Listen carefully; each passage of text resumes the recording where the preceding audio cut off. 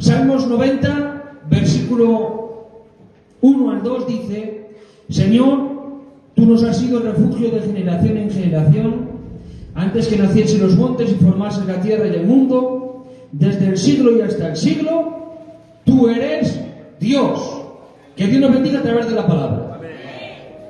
Primero, creencias que intentan poner en duda la existencia de Dios. Nosotros creemos en el Señor, gracias a Dios tenemos una fe viva según la palabra de Dios, y nuestra creencia está firme, sólida y estable en Dios. Pero claro, surgen muchas doctrinas en el mundo entero que se intentan asemejar a Dios, pero no es el Dios verdadero. De ahí un filósofo, Voltaire, dijo: si Dios no existiera, habría que inventarlo. Los hombres, por nuestros pensamientos, a veces confundimos, como los discípulos, a Dios con un fantasma. Mirad, hermanos, primero, está el deísmo. Este sistema reconoce que hay un Dios, pero niega que Dios sustente o sostenga la creación para ellos. Dios es el creador, pero no el sustentador. Significa que Dios ha creado todas las cosas, pero ha dejado todo a su libre albedrío y Él no se mete en la creación. Eso es el deísmo. Segundo, el ateísmo. Aquellos que sostienen esta llamada creencia excluyen a Dios en toda manera. Los ateístas o los ateos niegan rotundamente la existencia de Dios y creen que todo ha sido creado por la nada. La nada produjo la nada y de ahí salió la evolución hasta llegar todo lo que vemos. Tercero, están los escepticismos, escépticos e infieles. Están llenos de dudas y descreen de Dios, especialmente del Dios de la revelación. Creen en Dios, pero dudan de su poder sobrenatural. Están los agnósticos. Cuarto, esta escuela de pensamiento no niega a Dios, pero niega que Dios pueda ser conocido. Es un punto intermedio. Yo no puedo decir que Dios existe porque la ciencia aún no me lo ha dicho, pero tampoco puedo decir que no existe porque la ciencia no lo ha comprobado. Está el politeísmo. Esta es la creencia en muchos dioses. Habría ver los dioses sobre nosotros y sobre ellos tendrían otros dioses y así sucesivamente. Esto era lo que pasó, lo digo porque lo hemos hablado, en los tiempos de Moisés en Egipto. Egipto eran politeístas, tenían muchísimos dioses, como vimos. Está el tritetismo. Esta es la creencia en tres dioses. Nosotros no creemos en tres dioses, creemos un Dios en tres personas. No en tres manifestaciones ni tres personas, sino un solo Dios, una esencia en tres personas. Está el dualismo. Esta es la creencia en dos dioses. Un Dios que es bueno y un Dios que es malo. Ellos son coiguales en poder. Y luego está el moniteísmo, que es lo que nosotros somos. Está la doctrina de la existencia de un solo Dios verdadero. Nosotros somos moniteístas. Claro, pero porque nosotros tenemos la razón, Michael. Porque sí. No podemos hinchar nuestro pecho y decir que tenemos toda la palabra de Dios, ni que somos los que tenemos la fe verdadera porque sí. Hay Biblia, hay evidencias, hay datos, hay información. Mirad, hermanos, este estudio me ha ayudado mucho un libro de nuestro hermano Angeloso, que es un hombre de nuestra misión, que el título es ¿Dios es tu gran amenaza o tu gran esperanza? Creo que se titula así. Dice una frase: hay quien tiene tanta fe que cree mentiras. Quien sea ateo o creyente, que lo sea por convicción y no por decisión. Tú tienes que ser creyente por convicción, no por la decisión de que te han traído al culto y tú has creído lo que te han enseñado el culto desde pequeño, sino desde la convicción que lo que te han predicado ha ocurrido dentro de ti. ¿Me he explicado? A la fe le llaman loca, pero es la que más razón tiene. Pero su creencia no está basada en los sentimientos, sino en los cimientos bíblicos e históricos. Podríamos hablar acerca de ciencia y filosofía, pero yo no soy ni científico ni filósofo, soy predicador de la palabra. Entonces sí que voy a tocar algún punto sobre esos temas, pero no voy a entrar muy a fondo porque no nos interesa y vamos al grano. Pero sí que hay preguntas que dentro de la filosofía quieren meter en nuestro corazón para dudar de Dios. Hemos hablado que creencias que intentan hacernos dudar, doctrinas que nos intentan hacer dudar de la existencia de Dios. Número 2, preguntas que intentan poner en duda la existencia de Dios. Porque no solamente son doctrinas que enseñan de todo, sino preguntas con veneno mortal para herir tu fe. A esto dijo un filósofo griego llamado Epicuro: ¿es que Dios quiere prevenir el mal pero no es capaz? Entonces no es omnipotente. ¿Es capaz pero no desea hacerlo? Entonces es malévolo. ¿Es que no es capaz ni desea hacerlo? Entonces, ¿por qué llamarle Dios? Qué frases, ¿verdad?, tan punzantes. Porque mira, yo respeto a los gnósticos, a los que intentan descubrir si Dios existe o no. Pero esta frase está llena de resentimiento. Normalmente estas frases, como la que acabamos de decir, no son de ateos, sino de gente herida por un suceso que han echado la culpa a Dios. Porque un verdadero ateo intentará estudiar para demostrar si Dios existe o no. Pero aquí vemos el veneno punzante del dolor y del sufrimiento, y dice: si Dios no es capaz y no quiere, ¿por qué llamarle Dios? Entramos ahora un poquito en preguntas que siempre, sobre todo afuera, se han dicho, pero que alguna vez también nosotros nos hemos formulado, y no quiero herir a nadie, sino más bien dar luz de la palabra. Si Dios existe, ¿por qué permite el hambre en la tierra? Es una buena pregunta, ¿verdad? Bueno, está científicamente comprobado que la tierra produce el doble de lo que necesita. Es decir, la tierra produce para 2 tierras. Entonces, Benjamín, ¿por qué en un sitio mueren de hambre? Por la mala administración del hombre. Porque, Alfonso, en Estados Unidos se pelean por el último bolso de cocodrilo.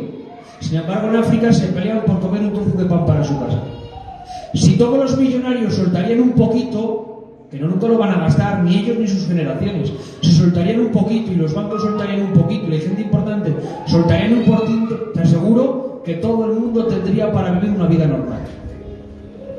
De ahí que dice el Salmo 104, 13 al 15: Él riega los montes desde sus aposentos, del fruto de sus obras se sacia la tierra, Él hace producir el heno para las bestias y la hierba para el servicio del hombre, sacando el pan de la tierra y el vino que alegra el corazón del hombre, el aceite que hace brillar el rostro y el pan que sustenta la vida del hombre. Es que Dios por su palabra dijo: hágase el árbol, y se hizo; hágase el manzano, y se hizo; hágase la semilla, se hizo; y que produzca y que crezca el 30, el 60, el 100 por 1. Y como la palabra de Dios está escrita y es viva y tiene cumplimiento, cada día salen nuevas cosas de alimento. Cada día salen nuevos manzanos, pero hay una mala administración. Segunda pregunta: si Dios existe, ¿por qué permite la guerra en el mundo? Dios continuamente nos ha hablado del amor al prójimo, de tal manera que de 10 mandamientos de la ley, 8 son por amor al prójimo, 2 solamente para Dios.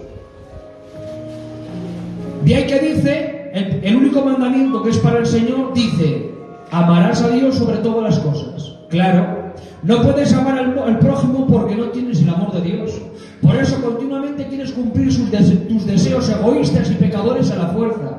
Solo Jesús demostró el verdadero amor al prójimo, al punto que al morir dijo: Padre, perdónalos que no saben lo que hacen. Por eso no aman, porque no tienen el amor de Dios.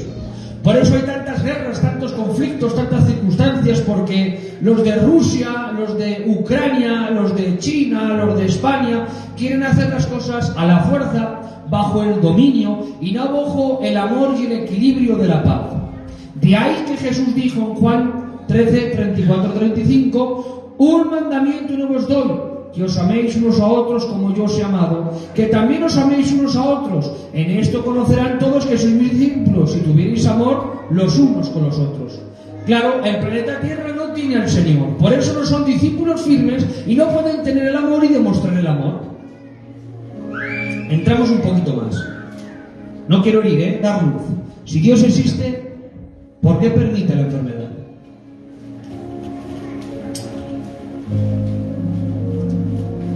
La gran mayoría de enfermedades vienen de malos hábitos de los hombres.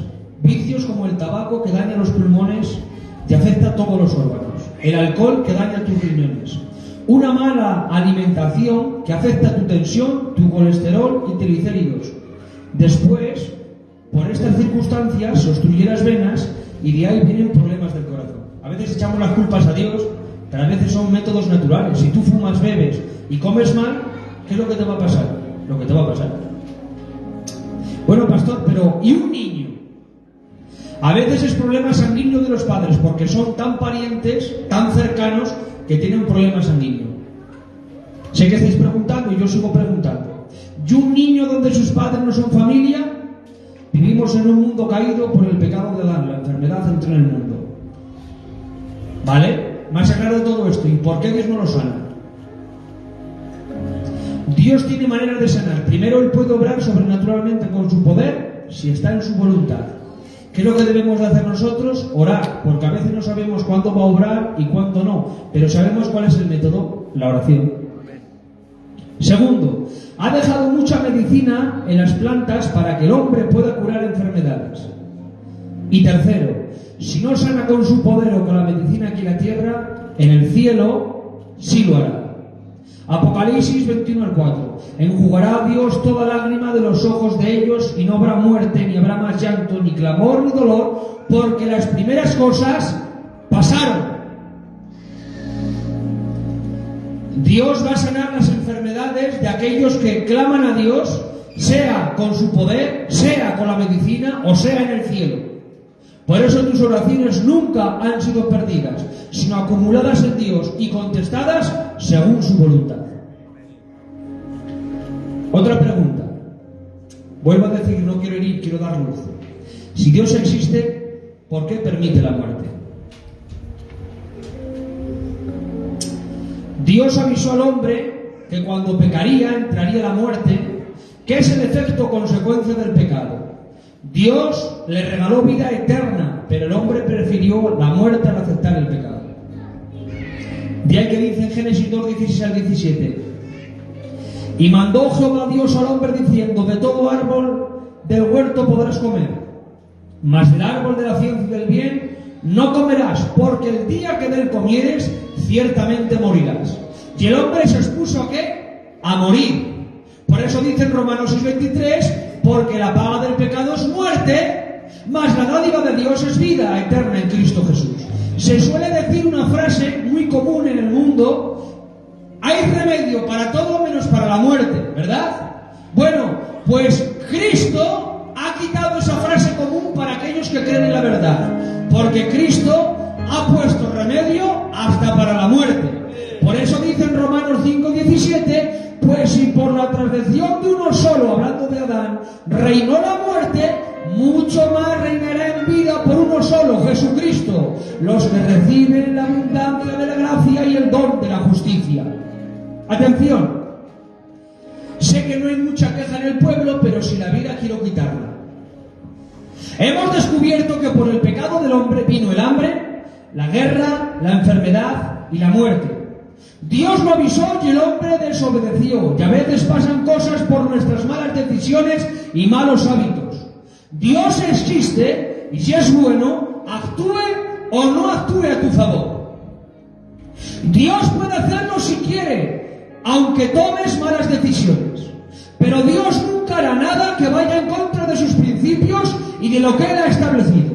Entonces es malo porque puede ayudarme y no me ayuda. Te digo esta pregunta: si tú eres pobre y estás en la calle, y hay un rico que tiene mucho dinero y puede cambiarte la vida con darte algo de su dinero, si él no te lo da, ¿es malo? ¿Es cruel? ¿Es malvado? ¿Ha dejado de existir? No, porque Él no te ha dado de lo que no era tuyo. Él no te ha dado de lo que no era tuyo, por lo tanto no puedes exigir, ni le puedes apuntar, ni le puedes señalar. Yo he vivido bien. Era de mis padres que eran ricos, pero por mis malas decisiones y por no ser sabio, estoy ahora en la calle, estoy viviendo mal, no tengo un euro, tengo que mendigar. Entonces, si hemos descubierto por la palabra que Dios no tiene culpa de la enfermedad, Dios no tiene culpa del hambre, Dios no tiene culpa de la guerra y Dios no tiene culpa de la muerte, ¿a quién voy a echar la culpa? ¿Sabes a quién? Al pecado. Porque cuando entró el pecado, entró todo esto. El principio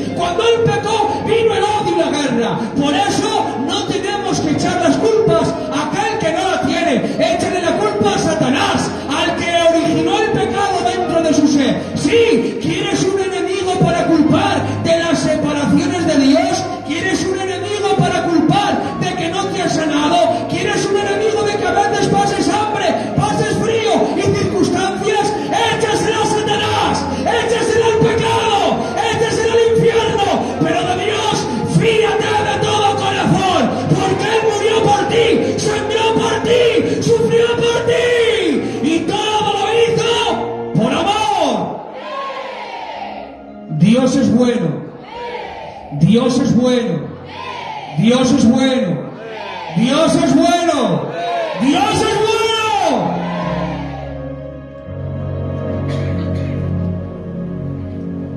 Nunca eches la culpa a aquel que no la tiene. Creo que en un juicio sería un error muy grande, ¿verdad?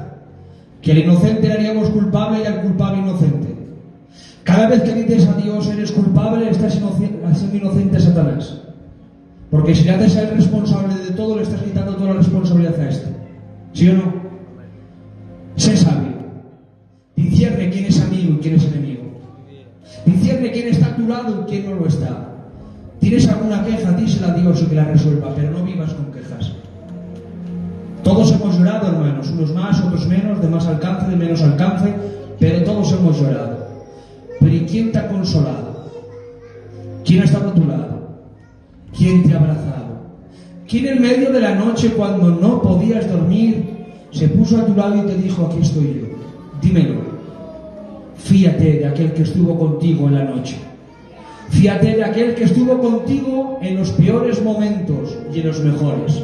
Fíate de Dios, que se ríe cuando tú ríes y llora cuando tú lloras. Amén. Dios es bueno y para siempre su misericordia. Amén. Después de hablar estos dos puntos, hay doctrinas que ponen en duda la existencia de Dios y hay preguntas que ponen en duda la existencia de Dios. Quiero hablar acerca de uno de los fundamentos que atestiguan que Dios existe, de la existencia de Dios, y es la creación da testimonio de la existencia de Dios. Para esto tengo que hablar solamente. Hay muy poquitos libros que hablan acerca de la creación del mundo. Todo empezó más o menos desde Darwin hacia adelante y la Biblia, que siempre ha hablado de eso. Luego ya empezaron muchos filósofos y muchos libros, pero el cimiento de estas dos causas, de la evolución y de que Dios ha creado todas las cosas, Biblia y ese hombre.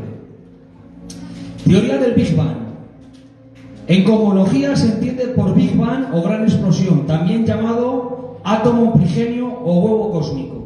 Al principio del universo, es decir, el punto inicial en el que se formó la materia, el espacio y el tiempo de acuerdo con el modelo cosmológico estándar, el Big Bang tuvo lugar hace 13.800 millones de años. Es el modelo estándar, no trata de explicar la causa de este hecho en sí, sino la evolución del universo. Después del Big Bang, entre 300.000 y 400.000 años más tarde, fue cuando se empezaron a formar átomos estables y el universo se hizo transparente, hasta evolucionar en todo lo que vemos. Una amplia gama de evidencia empírica favorece fuertemente el Big Bang, que ahora es esencial y universalmente aceptada. Significa que hace 13.800 millones de años se originó el Big Bang. Y después de 300.000 o 400.000 años más tarde de que se creó el Big Bang, fue cuando empezó la nada a producir nada, átomo a átomo, hasta ver todo lo que vemos. La teoría del Big Bang enseña que el Sol, una estrella diminuta en el universo, pero que mide más de 1 millón de veces que la Tierra, que nos ofrece el día y la noche, las distintas estaciones del año, hacer crecer la vegetación, y es una de nuestras fuentes de energía más grandes, que todo esto está en una distancia perfecta de casi 150 millones de kilómetros, de tal manera que si estaría más lejos nos congelaríamos y si estaría más cerca nos quemaría. Pues esta teoría dice que todo esto es efecto de la casualidad y del libre albedrío y de la voluntad del libre albedrío. Mirad, esto es el ejemplo del Big Bang para poder entenderlo tal y como ellos lo enseñan y poder explicarlo de una manera muy fácil. Mirad, ¿sabéis cómo se creó este móvil? Yo os lo voy a decir. Estábamos en una chatarrería. Hace 15.000 años atrás, millones de años atrás, estaban unos niños jugando en una chatarrería, jugando a fútbol. Uno pegó tan fuerte que en esa chatarrería el balón cayó sobre trozos de cristal, rebotó en trozos de cable, rebotó en trozos de aluminio Y en ese impacto aleatorio, sin voluntad, sin conocimiento y sin razón, se creó el móvil. ¿Te lo crees? ¿Por qué no? Porque hay millones, millones y millones y millones de personas que creen esto. ¿Sabes por qué no te lo crees? Por sentido común. Porque aunque no sabemos cómo se llama el chino que lo creó, el modelo inteligente que tiene de que por medio del WhatsApp puedes hacer una videollamada de nación a nación, que vas al centro comercial y no te falta dinero, puedes pagar con el móvil, de que puedes escuchar ahora mismo en directo, pueden escuchar lo que está ocurriendo aquí los del Facebook. El modelo inteligente y el diseño de que te puedes echar una foto para enmarcar un cuadro en ese instante, te hace entender que aunque tú no has visto al creador, alguien lo ha creado. Nosotros no lo conocemos, ni lo hemos visto, pero su diseño inteligente nos hace entender que hay un creador detrás de este universo que ha hilado pieza a pieza y puzzle a puzzle todo lo que vemos, todo lo que oímos y todo lo que sentimos. De tal manera que grandes hombres llegaron a esta conclusión. Isaac Newton, físico y teólogo, dice: la admirable disposición y armonía del universo no ha podido sino salir del plan de un ser omnisciente y omnipotente. Galileo Galilei, astrónomo, dice: las matemáticas son el abecedario con el cual Dios ha escrito el mundo. Oswald Aiken, matemático, dice: la moderna física me enseña que la naturaleza no es capaz de ordenarse a sí misma. El universo supone una enorme masa de orden, por eso requiere una causa primera grande, sobrenatural. Albert Einstein, científico: el azar no existe, Dios no juega a los dados. De aquí nuestro hermano Angeloso dice: si para los creyentes supone un reto demostrar la existencia de Dios, para los ateos demostrar la existencia de Dios le es un reto imposible. Hace falta tener más fe para ser ateo que para ser creyente. Vuelvo a decir esta frase: hace falta tener más fe para ser ateo que para ser creyente. ¿Saben lo que tienen que decir los ateos para demostrar que Dios no existe? Que hubo un Big Bang de la nada, que la nada produce nada. Eso es imposible científicamente y con tu propia mente. La nada no puede crear nada. Bueno, pues ellos creen que la nada produjo el Big Bang y que en 300.000 o 400.000 millones de años, como la nada produce nada y creó el Big Bang, la nada sigue produciendo átomos, y esos átomos con otros átomos, y esos átomos con otra materia, y esa materia con otra materia, y poco a poco, al paso de los cientos y miles de años, sin que nadie le dirigiría, sin que no habría una mano que les enseñaría el camino, sin que nadie les diese inteligente, empezó a crearse un trocito de tierra, y cada vez más, y cada vez más grande, y cada vez más grande, y cuando ya tenía el tamaño del planeta de la Tierra, entró el agua y empezó a dividirse, y empezó a crear los árboles poco a poco, sin que nadie lo entendiera ni daría conocimiento, y de ahí los animales no se crearon según lo estamos viendo. Empezó también la evolución, empezó poco a poco, empezaron de una forma y acabaron de otra, de tal manera que dicen que el Tyrannosaurus Rex es familia de la gallina porque físicamente se parecen, al cabo de tan grande tamaño lo único que les diferencia. ¿Os habéis dado de cuenta que todo lo que tienen que creer para decir que no son cristianos? De tal manera que en su solidez y en su cimiento, en sus dos puntos de cimiento, tienen teorías pero no afirmaciones. ¿Por qué? Porque ellos dicen: es verdad que la nada puede producir el Big Bang, pero ¿quién lo creó? Hay una mano creadora que tiene que crear la primera semilla de todo. ¿Quién la creó? Porque ellos siempre dicen efecto y causa. Ellos quitan el efecto y van directamente a la causa. ¿Qué es efecto y causa? Por ejemplo, efecto es esto: yo pego un golpe, la causa es que ha roto el púlpito. Pues ellos nos hacen creer que se ha roto el púlpito sin dar un golpe. Ellos nos hacen creer que ha sido creado todo sin haber una mano de primera semilla para crear todo. Y en la evolución del mono al hombre tienen un eslabón perdido que no saben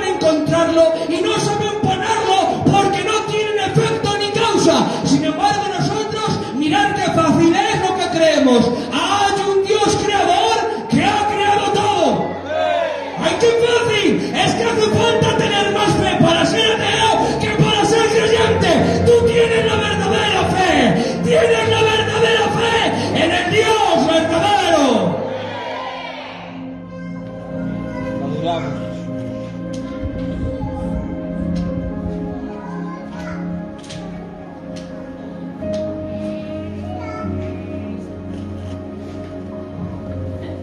Versos que afirman que Dios creó todas las cosas. Dios creó el universo, Hebreos 11:3. Por la fe entendemos haber sido constituido el universo por la palabra de Dios. Dios creó el cielo y la tierra, Génesis 1:1, en el principio creó Dios los cielos y la tierra. Dios creó el sol, la luna y las estrellas, Salmos 8:3. Cuando veo tus cielos, obra de tus dedos, la luna y las estrellas que tú formaste.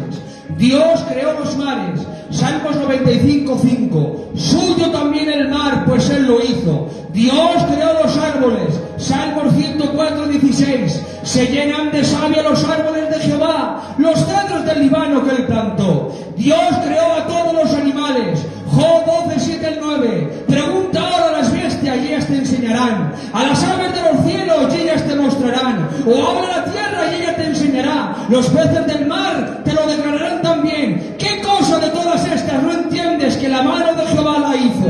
Dios creó al hombre y a la mujer, Génesis 1:27, y creó Dios al hombre a su imagen, y a imagen de Dios los creó, varón y hembra los creó Dios. Pero ahora, como Él ha creado todo, y todo es propiedad de Él, todo dice la Biblia que fue creado por Él, en Él y para Él. Colosenses 1:16, porque en Él fueron creadas todas las cosas, las que hay en los cielos y las que hay en la tierra, visibles e invisibles, sean tronos, sean dominios, sean principados, sean potestades, todo fue creado por medio de Él y para Él. La Biblia dice en Apocalipsis 4:11, Señor, digno eres de recibir la gloria y la honra y el poder, porque tú creaste todas las cosas y por tu voluntad existen y fueron creadas. Él ha creado todas las cosas, Michael, pero por su voluntad existen. Si Él quisiera ahora quitar el universo, lo quitaría, pero en su voluntad ha decidido que todo exista bajo su mano.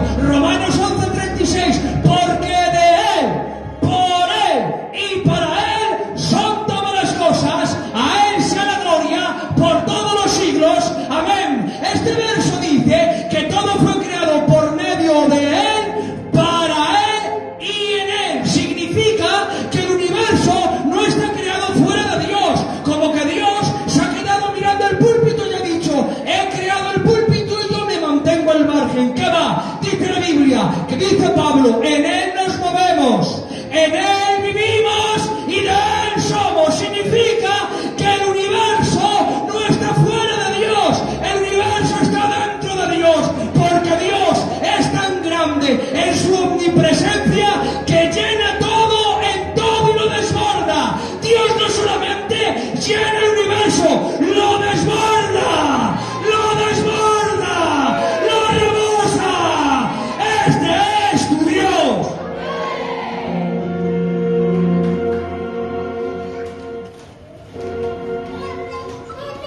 La creación es testigo de la gloria de su Creador. Y Dios ha dejado en la creación mucho de su poder y de su gloria para hablar a todo el mundo. Y la creación, la naturaleza, habla al mundo de Dios. Salmos 19:1. Los cielos cuentan la gloria de Dios y el firmamento anuncia la obra de sus manos. Salmos 148:13. Alaben el nombre de Jehová, porque solo su nombre es enaltecido, su gloria es sobre la tierra y los cielos. Romanos 1:18-20, porque la ira de Dios se revela desde el cielo contra toda impiedad e injusticia de los hombres que detienen con justicia la verdad, porque lo que de Dios se conoce les es manifiesto, pues Dios se lo manifestó, porque las cosas invisibles de Él, su eterno poder y deidad, se hacen claramente visibles desde la creación del mundo, siendo entendidas por medio de las cosas hechas, de modo que no tienen excusa. Atención, iglesia, Dios ha dejado que la creación atestigue de que Dios existe. Por eso dice Romanos, tú hombre que eres pecador, no tienes excusa.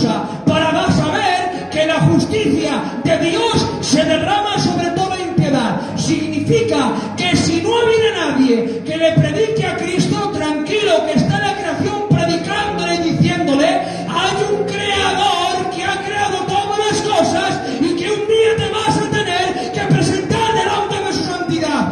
Es que la creación predica a Cristo durante toda su existencia, de tal manera que te ha pasado a ti y me ha pasado a mí. Cuando hemos ido con el coche de viaje, ya hemos visto las grandes montañas y decimos: ¡qué grandeza! Pues esas montañas te dicen a ti: esta grandeza es parecida, no igual, porque mi creador es más grande que yo. Cuando has visto el arco iris, tú dices: ¡qué cosa más bonita! Pues el arco iris te está diciendo: Dios cumple sus promesas con Noé. Cuando tú has visto un paisaje hermoso, el paisaje te está predicando y está diciendo: casi es así de hermoso mi Dios, porque Dios es más hermoso que lo que ves. Cuando tú has escuchado en YouTube, porque ahora mismo nunca lo hemos escuchado, el rugir de un volcán en erupción, ese volcán te está diciendo: así es la ira de mi creador. El universo entero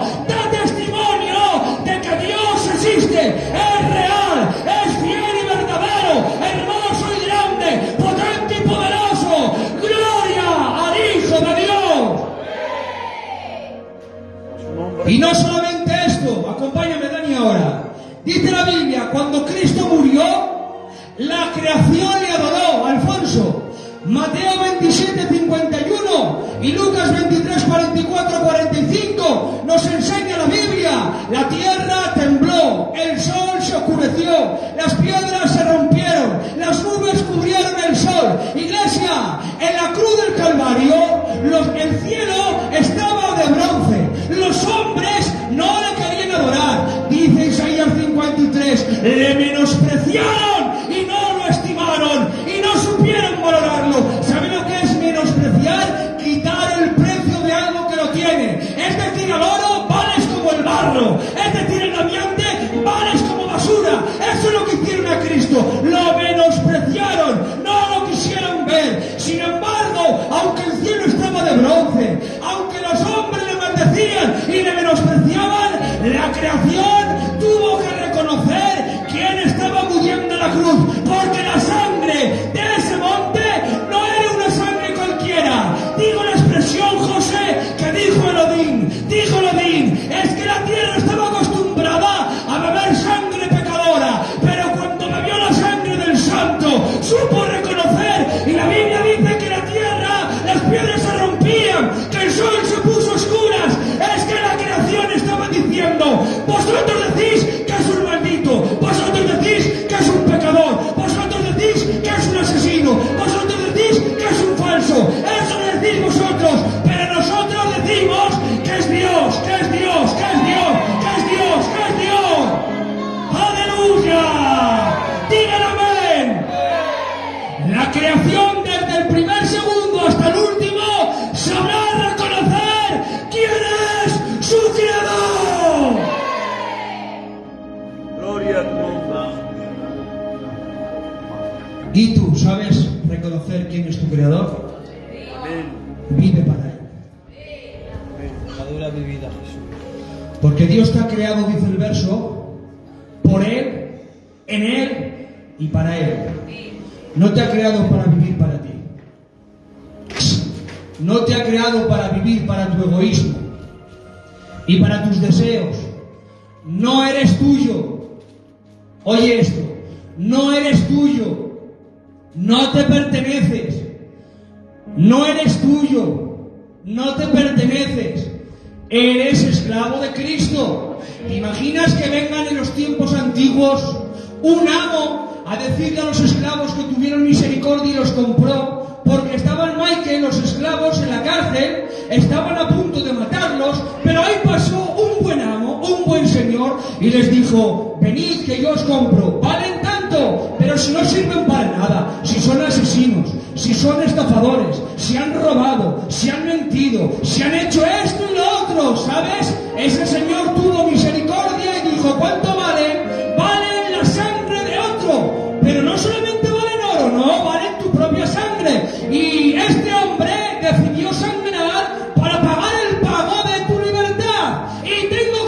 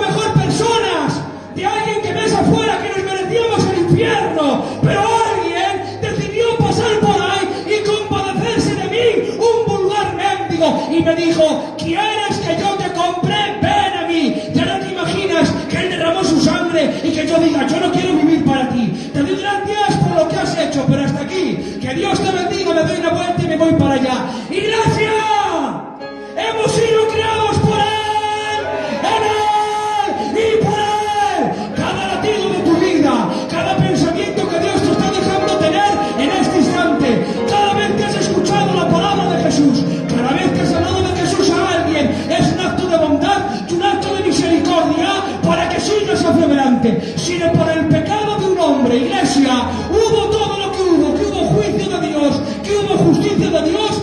¿Cuánto habría en ti y en mí contra ante todos los pecados que cometemos si el Hijo no nos hubiera salvado? Si por el pecado de Adán ha habido todo lo que ha habido, ¿qué sería por mis pecados desde que nazco hasta que muero? Dios derramaría justicia, Dios derramaría juicio, pero qué alegría que el Creador se acordó de esta débil creación y tuvo misericordia y me perdonó y me salvó y me limpió. Por lo tanto, yo voy a vivir para Él, para Él, para Él, para Él, en el nombre de Jesús. Cierra tus ojos unos instantes. Te adoro, Padre.